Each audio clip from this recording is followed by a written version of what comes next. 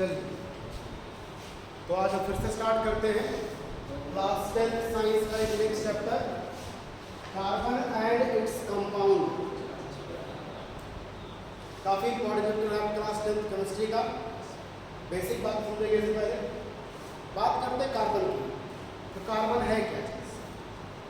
आपके जितने भी एलिमेंट्स हैं, अब तक हम जानते हैं कि लगभग 118 एलिमेंट खोजे जा चुके हैं, जिसमें से कोई एक एलिमेंट कार्बन है। बट हम कार्बन को इतना स्पेशल क्यों पढ़ रहे हैं? कुछ खास बात होगी कार्बन के अंदर। कार्बन के अंदर कुछ ऐसा नेचर है जैसे टेट्रावैलेंसी, आइसोमेरिज्म, पॉलीमेरिज्म, ऐसे बहुत सारे नेचर हैं जिसकी वजह से कार्बन को अकेला पढ़ते हैं। और कार्बन के इन सभी नेचर की वजह से इतने सारे कंपाउंड कार्बन बना सकता है। तो क्या कोई बताएगा कार्बन कितने कंपाउंड लगभग बना सकता है? 4। वेरी गुड, लगभग 4 बिलियन ज़्यादा। तो जरा सोच सकते हैं कि 4 बिलियन कितने होते हैं। बहुत, यानी बाकी जितने 117 एलिमेंट्स हैं वो सभी मिलकर के इतने कंपाउंड नहीं बना पाते जितना कार्बन अकेले बना लेता है। इसीलिए कार्बन को पढ़ना काफ़ी इंपॉर्टेंट हो जाता है एग्जाम पॉइंट ऑफ व्यू से भी और केमिस्ट्री के को जानने की तरफ से। तो बात करें कार्बन का, तो कार्बन का सिंबल होता है C, उसका एटॉमिक नंबर कितना होता है? 6।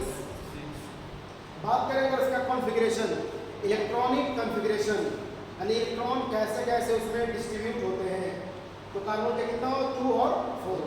निल्स बोहर के मॉडल के अकॉर्डिंग जो KLMN होता है उसके अकॉर्डिंग बनते हैं 2 और 4। तो लास्ट सेल में कितने इलेक्ट्रॉन बचेंगे इसके? 4। कार्बन के लास्ट सेल में बचे हैं 4 इलेक्ट्रॉन। कुल कितने थे? 6 इलेक्ट्रॉन थे।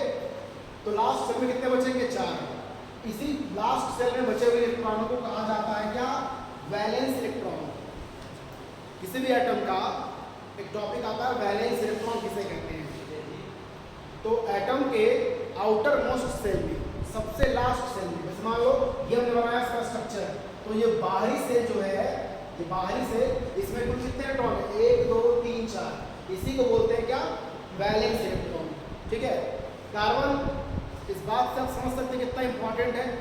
जैसे मान लो किसी भी चीज़ का आप लोग जब वेट निकालते हैं, मास मेजर करते हैं, वजन तोलते हैं, तो क्या करते हैं?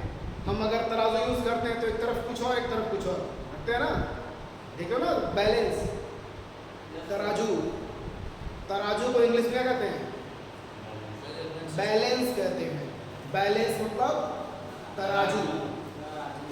उसमें क्या रखते हैं? अगर एक तरफ हम लोग रखेंगे सब्जी साग रखेंगे तो एक तरफ क्या रखना है? बटखरा रखना पड़ेगा, जो वेट है वो रखना पड़ेगा। तो उसी प्रकार अगर हम लोग एलिमेंट को मेजर करेंगे तो उसमें भी कुछ ना कुछ चाहिए। अब सपोज दैट अगर हम लोग एलिमेंट मेजर कर रहे हैं, एलिमेंट का वजन कितना है, तो एलिमेंट बहुत हल्का होगा, उसका एक एटम बहुत हल्का होगा, और उसके मुकाबले हम लोग कोई बड़ा पत्थर रखेंगे तो वेट नहीं मेजर कर पाएगा, उसको सही से माप नहीं पाएगा। इसलिए क्या करना पड़ता है? इसमें हमें कोई एक ऐसा एलिमेंट चाहिए इसमें जो कि इसको मेजर कर सके, तो उसमें कार्बन है। तो कार्बन से ही जितने भी एलिमेंट्स हम लोग पढ़ते हैं, जैसे लोग पढ़ते हैं क्या है? ऑक्सीजन का मास क्या पढ़ते हैं? इसका मास पढ़ते हैं 16U पढ़ते हैं।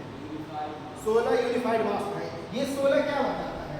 ये 16 ये बताता है कि ये 16 ग्राम है, 16U कहो या तो उसको हम लोग क्या कहेंगे? 16 ग्राम कहें। ये 16 ग्राम किसके तुलना में 16 ग्राम है? ये बता रहा है कि कार्बन, जो कार्बन हमारा है अभी किसका? कार्बन 12 का। एक होता है कार्बन के आइसोटोप्स। क्या होता है आइसोटोप? बताओ। आइसोटोप्स क्या होता है? ऐसे एलिमेंट जिनका एटॉमिक नंबर सेम हो लेकिन उनके एटॉमिक मास अलग अलग होते हैं। तो कार्बन का वह एटम जिसका मास 12 होता है, इसका हम इस्तेमाल करेंगे। तो कार्बन 12 का हम बात करेंगे। तो ऑक्सीजन का 16 ग्राम क्या होता है? तो कार्बन 12 का क्या बोल रहा है? 12वां हिस्सा, 1/12 पार्ट। तो क्या करना? मान लो कि ये हमारा कार्बन है, इस कार्बन के 12 हिस्से करो। उस 12 हिस्से करो 1 2 3 4 5 6। ये कुल हमारे 12 हिस्से हो गए। गिनोगे 1 2 3 4 5 6 7 8 9 10 निकाल लो।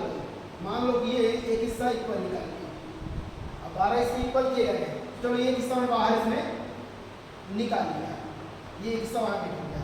तो जो 16 ग्राम है ये क्या बता रहा है कि ऑक्सीजन 16 ग्राम क्या है, कार्बन 12 के 12वें हिस्से से कितना हिस्सा है, यह आपका 1/12 पार्ट है। क्या बताता है कि कार्बन 12 के 12वें हिस्से से 16 गुना भारी है। किसी भी एलिमेंट का जब हम एटॉमिक मास मेजर करते हैं तो यही बात बताता है कि कार्बन 12 के 12वें हिस्से से 16 गुना भारी ये है। कोई भी एलिमेंट उससे हम लोग मेजर करते हैं उसका मास। जैसे माने हम लोग सोडियम का, इसका नंबर कितना होता है 11 होता है, एटॉमिक नंबर 11।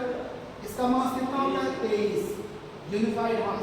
ये 23 क्या चीज है, यही बता रहा है कि 23 क्या है, वो 23 कार्बन 12 के 12वें हिस्से से 23 गुना भारी है उसका मास। यानी कि हम बात करें अगर मास, तो ये मास एक तरह का रिलेटिव मास होता है, तुलना करता है किसी और से, रिलेट करता है, तुलनात्मक मास का है। तो इसलिए कार्बन काफी इंपॉर्टेंट है इस पॉइंट ऑफ व्यू से भी, और एग्जाम में आएगा भी इसके बारे में। ठीक है, आज के उत्तर लिख दो, अब बाकी बात